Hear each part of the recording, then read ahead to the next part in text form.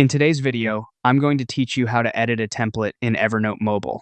To get started, open the Evernote app on your mobile device and make sure you're on the main screen.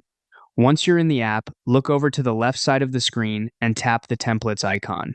This is where Evernote keeps your saved templates, making it easy to find and update the ones you use regularly. After opening the templates section, browse through the list and select the template you want to edit. Tap on it to open it up. Once the template is on screen, you can begin making whatever changes you need. This might include updating the wording, adjusting the layout, or adding and removing sections so the template better fits the way you want to use it. As you make your edits, Evernote will save your changes automatically in the background. That means you usually won't need to worry about finding a separate save button.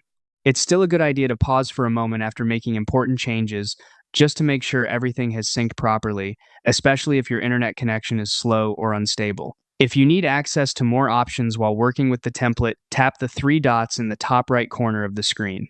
This opens the Note Actions menu, where you can choose from additional tools and settings. Depending on what you want to do, you may see options for sharing the template, moving it, or using other editing-related features available in Evernote.